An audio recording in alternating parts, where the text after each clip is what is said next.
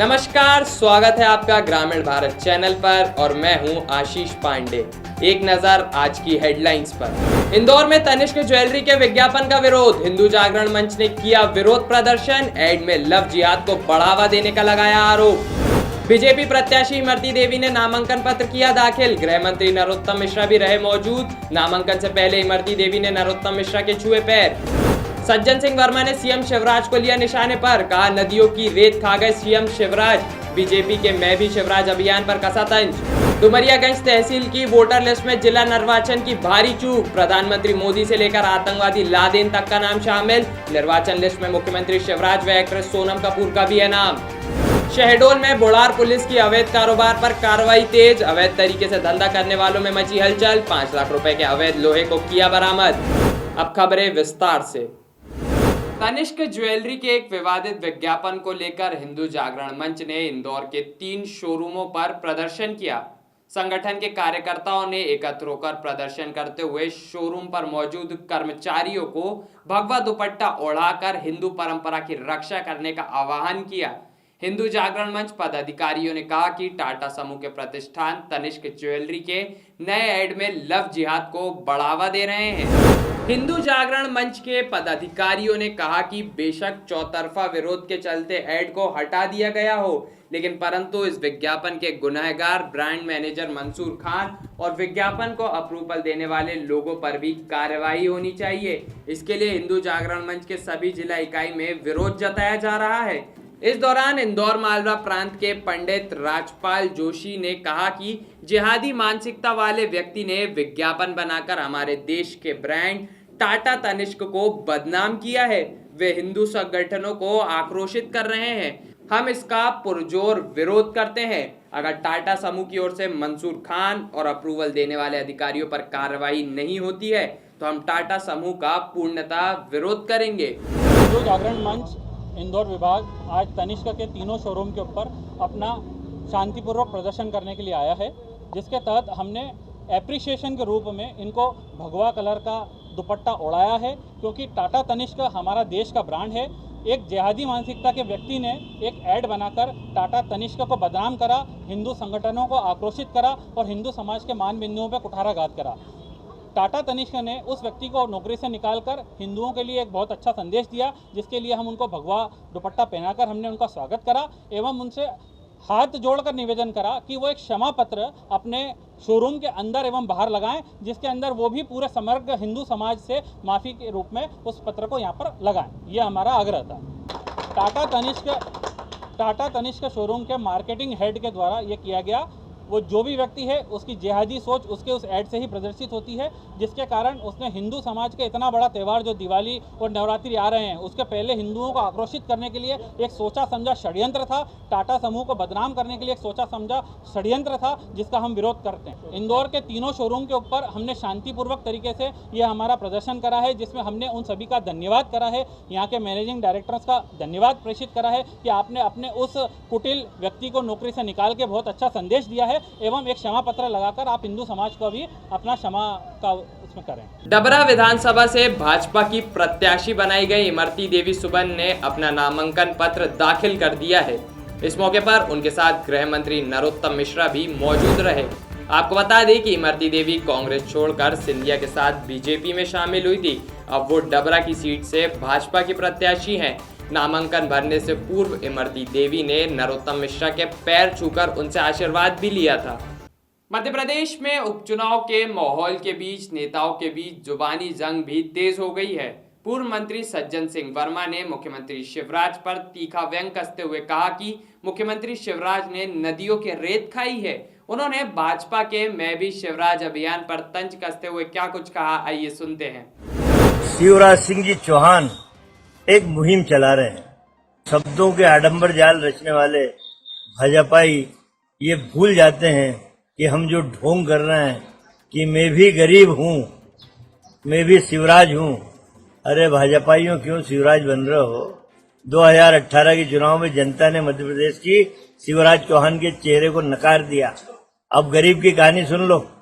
शिवराज जी चौहान बाबू की, जिस व्यक्ति के घर में 2-2 नोट गिनने की मशीनें मिलती हों, जिस व्यक्ति के बेटे का 1000 एकड़ का फार्म हाउस हो, बंबई के उद्योगपति के साथ आधुनिक डेयरी फार्म बड़ा भारी, जिसकी परिवार के लोग, जिसके बेटे बेटियां फॉरेन में पढ़ रहे हो शिवराज के, और बोलने में बड़ा अच्छा लग रहा है। मैं भी गरीब हूँ।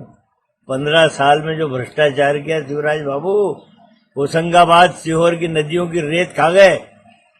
आज भी 2000 डंपर तुम्हारे चल रहे हैं। हे भगवान, ऐसा गरीब सबको बना दे तो ये मध्य प्रदेश बहुत स्वर्ग बन जाएगा। शिवराज बाबू, शब्दों के आडंबर से काम चलेगा नहीं। जनता पहचान गई मध्य प्रदेश की। किसी कांग्रेस के छोटे से कार्यकर्ता के शब्द पकड़ के वेतरणी पार करना चाहते हो। जब तुमने पहली बार चुनाव लड़के फॉर्म भरा था, पहली बार जाने कब, तब कितनी संपत्ति थी फॉर्म में भरा होगा। अभी के चुनाव में कितनी संपत्ति है, जरा मध्य प्रदेश की जनता को तुम्हारी संपत्ति भी बताओ। साधना भाभी की भी बताओ, नरोत्तम मिश्रा की बताओ, नरेंद्र सिंह तोमर की, इनकी बताओ कि कहां से कहां पहुंच गए। क्या मुख्यमंत्री बनते जादू का पिटारा आ जाता है हाथ में कि करोड़ों करोड़ रुपए मिल जाए? ये गरीब का ढोंग बनकर भाई। सिद्धार्थनगर के डुमरियागंज तहसील के बेसिहा गांव के वोटर लिस्ट में जिला निर्वाचन की भारी चूक सामने आई है। ग्राम पंचायत के वोटर लिस्ट में देश के प्रधानमंत्री नरेंद्र मोदी, सपा संरक्षक मुलायम सिंह यादव, बसपा सुप्रीमो मायावती, मध्य प्रदेश के मुख्यमंत्री शिवराज सिंह चौहान समेत अमेरिका के पूर्व राष्ट्रपति ओबामा व आतंकवादी लादेन फिल्म अभिनेत्री सोनम कपूर का नाम शामिल है।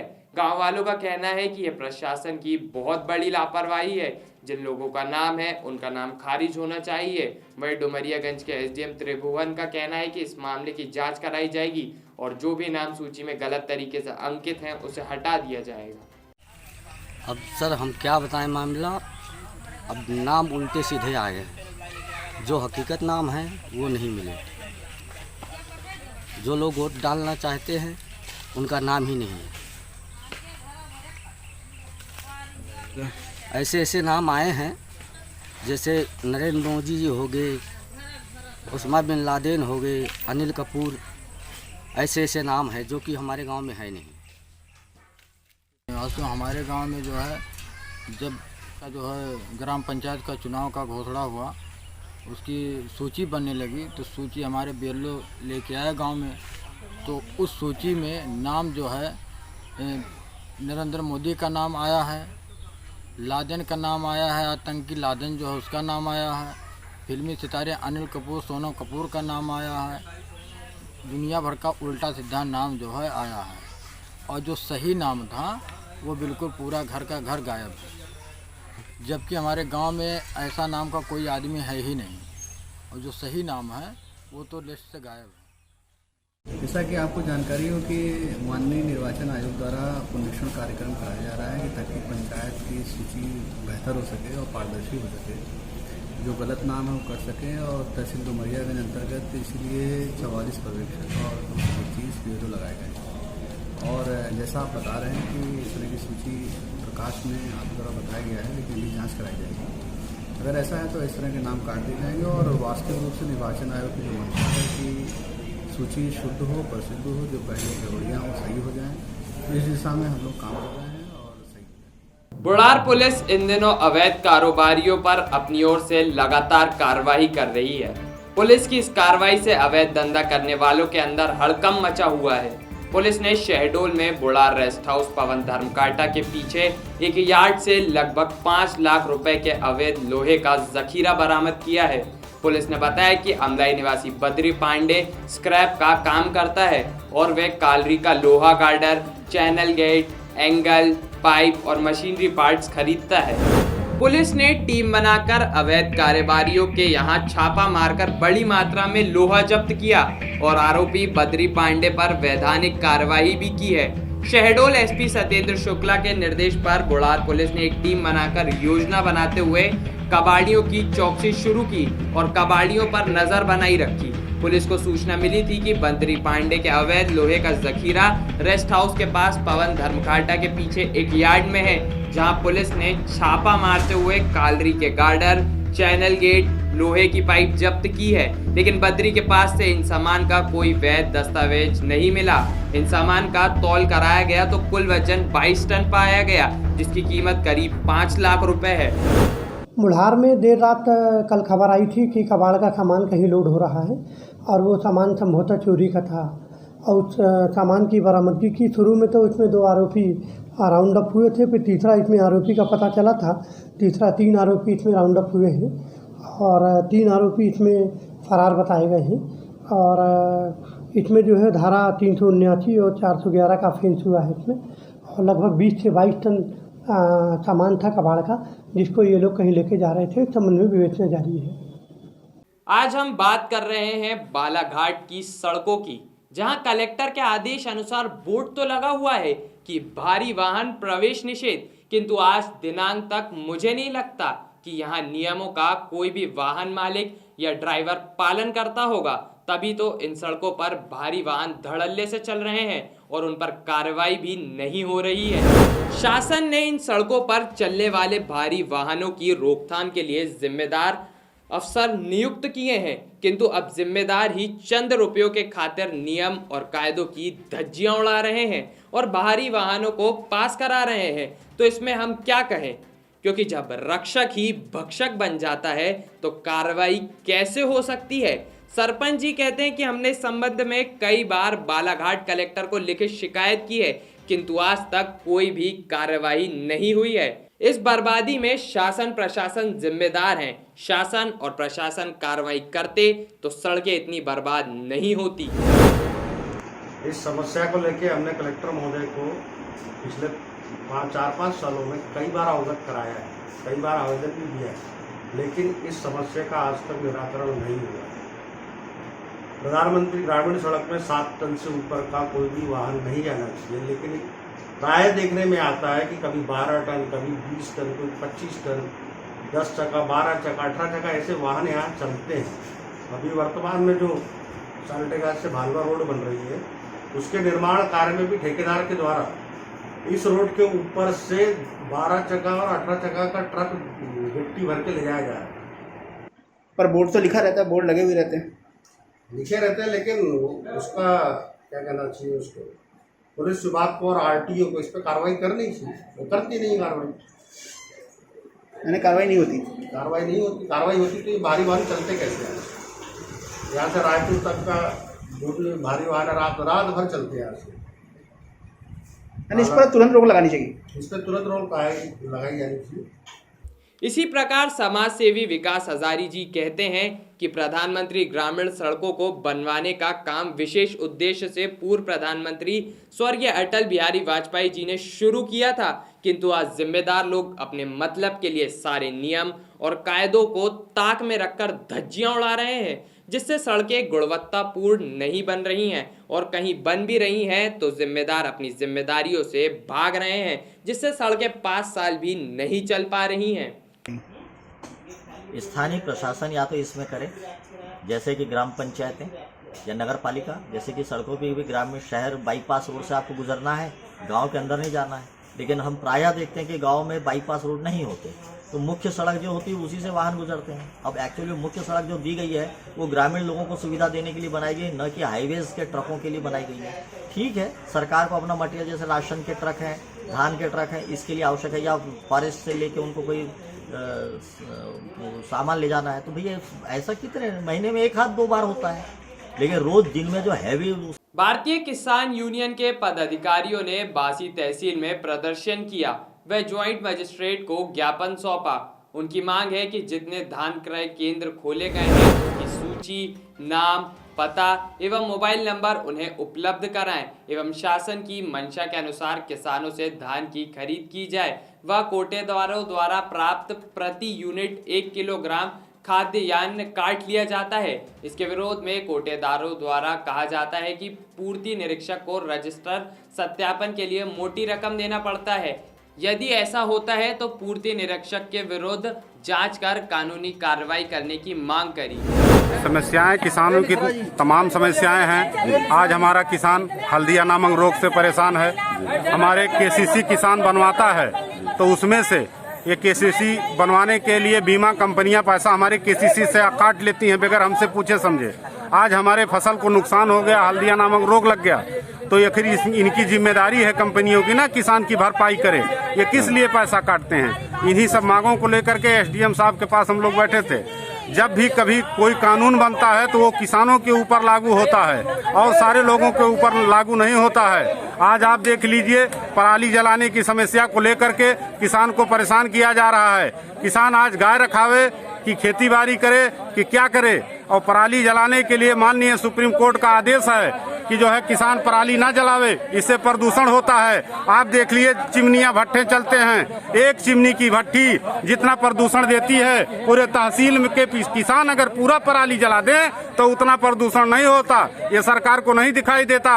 और सरकार की जो है सुप्रीम कोर्ट की गाइडलाइन यह भी है कि पराली ना जलाया जाए, तो सुप्रीम कोर्ट की गाइडलाइन यह भी है कि हर जो है सरकारी कर्मचारी के बच्चे सरकारी संस्थाओं में पढ़ाए जाएं। आप देख लीजिए, कहीं कोई कर्मचारी अपने बच्चों को सरकारी संस्था में पढ़ा रहा है कि सिर्फ किसान ही है जो है कि इन्हीं के ऊपर सारे कानून लिए जाएंगे। आप देख लीजिए, पुलिस चौकी हो, थाना हो, पुलिस वाले हर कंपाइनों से 2-2, 3-3 हजार रुपया वसूल रहे हैं और वसूल करके जो है किसान को परेशान किया जा रहा है। चाहे राशन की बात को ले लीजिए, राशन 1 यूनिट पे 5 किलो राशन मिलता है, पूरे तहसील में 4 किलो ही राशन मिलता है। पूरी जो है अगर एसडीएम साहब जांच करा लें यही सब बातों को मुद्दों। मध्य प्रदेश में उपचुनाव की तारीखों के ऐलान के बाद प्रदेश में नेताओं की बयानबाजी भी तेज हो गई है।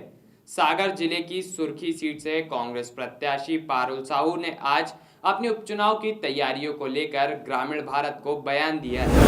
चुनाव को लेकर क्या तैयारी है? चुनाव के लिए अब सभी तैयारी कर रहे हैं और जनता चुनाव लड़ रही है इसका।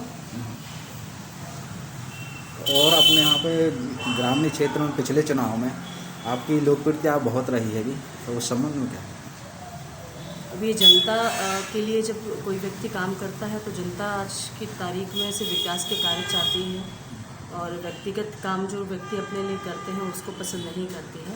तो मैंने हमेशा विकास के कार्य ही किए हैं। ग्रामीण क्षेत्रों में हम लोग ने फील्ड किया है, तो आपकी लोकप्रियता ज़्यादा है। वो जनता की पसंद है, जनता जिसको पसंद करेगी जनता उसी को विजय बनाएगी। और विपक्ष का कहना है कि हम ज़्यादा वोटों से जीत रहे हैं। सबका अपना अपना आकलन है, निर्णय तो जनता करती ही आती है। एशिया के सबसे बड़े थर्मल प्लांट एनटीपीसी की विंध्याचल इकाई के स्टेज 4 में कार्यरत संविदा कर्मी का शव 6वें दिन मिलने से विंध्याचल इकाई में हड़कंप मच गया है। विंध्याचल इकाई के स्टेज 2 के कूलिंग टावर की नाली से शव बरामद किया गया है। लगातार 5 दिन तक शव को तलाशने के बाद निराश हुए खोजी दल को स्टेज 2 में संदिग्ध परिस्थितियों में शव मिला है। 28 वर्षीय मृतक संविदा कर्मी अजीत दुबे एनटीपीसी की विंध्याचल इकाई में स्टेज 4 में फायर एंड सेफ्टी में रीडिंग डाटा फीडिंग करता था। एक दिन अचानक 11 बजे रात वह गायब हो गया। अब एनटीपीसी प्रबंधन पर मृतक के परिजन सवाल दाग रहे हैं। मृतक के परिजनों का कहना है कि वह कभी भी गमछे का प्रयोग नहीं करता था, लेकिन शव के साथ उसके हाथ तथा मुंह पर गमछा होना भी जांच का विषय है। मृतक के सर और मुंह पर चोट के निशान हैं। हालांकि मृतक का शव मिलने के बाद परिजनों को त्वरित राहत देते हुए एनटीपीसी प्रबंधन व स्टार इलेक्ट्रिकल द्वारा मृतक की अंत्येष्टि के लिए 1 लाख रुपए तत्काल दिए गए तथा नियम अनुसार पोस्टमार्टम रिपोर्ट आने के बाद कंपनसेशन राशि दिए जाने की बात कही है। 9 और 10 तारीख की दरमियानी रात को अजीत दुबे जो एनटीपीसी में संविदा में काम करते थे,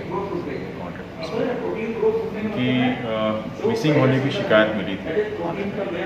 रात को 10 बजे वो ड्यूटी पे आए थे और सवेरे 6 बजे तक उनकी ड्यूटी हुआ करती थी, वो घर नहीं पहुँचे। इस पर परिजनों ने शंका व्यक्त की थी। लगातार जो है हम लोगों ने पिछले 3-4 दिनों से सर्चिंग का अभियान चलाया था और पूरे एनटीपीसी के अंदर कई पार्टियां हम लोगों ने रवाना की थी। इसमें एनटीपीसी की और सीआईएसएफ की, पुलिस की अनेक टीमें लगी थी। लगातार सर्चिंग हम लोगों ने की। ड्रोन कैमरे से हम लोगों ने सर्चिंग कराई, सीसीटीवी सारे फुटेज वहाँ से चेक किए। और आज सुबह जो है ये जानकारी मिली कि बॉडी जो है बाहर आई है, तो इसमें से उसको बॉडी को निकाला गया है। बॉडी को पोस्टमार्टम कराया गया है। पोस्टमार्टम डॉक्टरों के पैनल से कराया गया है और उसकी वीडियोग्राफी की है। और इसमें निष्पक्ष रूप से हम जो है पूरी मामले की जांच कर रहे हैं और जांच के उपरांत जो भी इसमें तथ्य हैं उस हिसाब से जो है आगे की कार्रवाई की जाएगी। हमें खेत की पगडंडी पर 12 फीट का मगरमच्छ घूमते हुए दिखाई दिया, जिसकी सूचना ग्रामीणों ने भानपुरा वन विभाग की टीम को दी। वन विभाग टीम ने तुरंत मौके पर पहुंचकर विशालकाय मगरमच्छ को कई घंटों की मशक्कत के बाद पकड़ लिया। इसके बाद वन विभाग ने मगरमच्छ को चंबल नदी के किनारे सुरक्षित छोड़ दिया। जैसे ही उपचुनाव की तारीखें नजदीक आती जा रही हैं, प्रदेश में राजनीतिक पार्टियों का प्रचार प्रसार भी तेज हो गया है। सागर की सुर्खी विधानसभा पर भी उपचुनाव होने हैं, जहां बीजेपी के स्टार प्रचारक प्रभात झा ने मीडिया से बातचीत की। साथ ही उन्होंने कहा कि मध्य प्रदेश के इतिहास में पहली बार 28 सीटों पर उपचुनाव हो रहे हैं। 28 विधानसभा के चुनाव उपचुनाव हो रहे हैं। मध्य प्रदेश के राजनीतिक इतिहास में जब से मध्य प्रदेश का निर्माण हुआ और जितने भी चुनाव हुए उसमें ऐसी परिस्थिति उपचुनाव की कभी नहीं बनी जिसमें 28 उपचुनाव एक साथ हो रहे थे। 5 उपचुनाव तक तो मैंने स्वयं देखा है और इसलिए लोग इसे कभी मिनी चुनाव कहते हैं, मिनी आम चुनाव कहते हैं। 128 मंडल है हमारे, 7,920 बूथ हैं और 63 लाख से अधिक महिला पुरुष दोनों मतदाता हैं। मुझे खुशी है आप सबको बताते हुए कि आज मैं 17वें विधानसभा में आया हूँ। ग्वालियर चंबल संभाग के 16 विधानसभा में से आज ये 17वां है। मैंने जो करीब से देखा है और देख रहा हूँ उसमें ये चुनाव सीधे सीधे एक लड़ाई कैसी हो रही है कि एक तरफ भाजपा का संगठन है और दूसरी तरफ कांग्रेस का कोई संगठन नहीं। संगठन वर्सेस संगठन जब देखते हैं तो हमें गौरव है कि भारतीय जनता पार्टी बूथ तक, अपने वार्ड तक, अपने मंडल में अनेक कार्यकर्ता सब लोगों के साथ काम कर रही है। मैं इसलिए बुराई नहीं कर रहा, उनकी कार्य पद्धति अलग होगी। उनके यहाँ मंडल बूथ का कितना प्रबंध होता है। एक जगह कहा उन्होंने कि हमने पन्ना प्रभारी, तो मैंने कहा भैया पन्ना तो दिखाओ। तो वो कह रहे कौन सा प्रभारी साहब, हम तो बने नहीं। तो जो कुछ भी है ये संगठन भारतीय जनता पार्टी ताकत से हमारे संगठन लड़ रही है। अब आ जाइए नेता पर, तो बहुत साफ शब्दों में है, मासेस का लीडर, जनता का लीडर। एक तरफ किसान का बेटा है, गरीब का बेटा, और दूसरी तरफ माननीय कमलनाथ जी। और मैं तो लगातार कहता ही था उन्हें उद्योगपति, जिस दिन वो कांग्रेस के अध्यक्ष बने थे आज से 3 साल पहले, तो लोग को अटपटा लग रहा था। गुना की कुंभराज पुलिस को बड़ी सफलता हाथ लगी है। उन्होंने 10 वर्ष से फरार आरोपी को गिरफ्तार कर लिया है। आरोपी मनोरी उर्फ मलोरी उर्फ मेहताब 10 वर्षों से नाम बदल कर रह रहा था, जिसे काफी प्रयास के बाद घेराबंदी कर गिरफ्तार कर लिया गया है। इस अभियान में थाना प्रभारी राम शर्मा एवं उनकी टीम आरक्षक देवेंद्र सिकरवार, आरक्षक सोहन अनारे, आरक्षक सुखबीर यादव, आरक्षक रोहित प्रजापति, आरक्षक पपेंद्र रावत, आरक्षक कुलदीप, आरक्षक चंद्र कुमार की अहम भूमिका रही। गुना में अवैध शराब पकड़ने गई कुंभराज पुलिस की टीम पर शराब माफियाओं ने हमला कर दिया, जिसमें एसआई सहित नगर सैनिक को चोटें आई हैं। तस्करों ने पुलिस थाने के वाहन में भी तोड़फोड़ की। कुंभराज पुलिस द्वारा 2 दर्जन आरोपियों पर शासकीय कार्य में बाधा, मारपीट सहित SC/ST एक्ट में मामला पंजीबद्ध कर आरोपियों की तलाश सरगर्मी से शुरू कर दी गई है। खबरों के अंत में एक बार फिर नजर डालते हैं हेडलाइंस पर। इंदौर में तनिष्क ज्वेलरी के विज्ञापन का विरोध, हिंदू जागरण मंच ने किया विरोध प्रदर्शन। एड में लव जिहाद को बढ़ावा देने का लगाया आरोप। बीजेपी प्रत्याशी इमरती देवी ने नामांकन पत्र किया दाखिल। गृह मंत्री नरोत्तम मिश्रा भी रहे मौजूद। नामांकन से पहले इमरती देवी ने नरोत्तम मिश्रा के छुए पैर। सज्जन सिंह वर्मा ने सीएम शिवराज को लिया निशाने पर, कहा नदियों की रेत खा गए सीएम शिवराज। बीजेपी के मैं भी शिवराज अभियान पर कसा तंज। डुमरियागंज तहसील की वोटर लिस्ट में जिला निर्वाचन की भारी चूक। प्रधानमंत्री मोदी से लेकर आतंकवादी लादेन तक का नाम शामिल। निर्वाचन लिस्ट में मुख्यमंत्री शिवराज व एक्ट्रेस सोनम कपूर का भी है नाम। शहडोल में बुढ़ार पुलिस की अवैध कारोबार पर कार्रवाई तेज। अवैध तरीके से धंधा करने वालों में मची हलचल। 5 लाख रुपए के अवैध लोहे को किया बरामद। खबरों का सिलसिला यूं ही चलता रहेगा। आप देखते रहिए ग्रामीण भारत टीवी। खबरों में बने रहने के लिए ग्रामीण भारत टीवी को सब्सक्राइब कीजिए और बेल आइकॉन दबाना ना भूलें।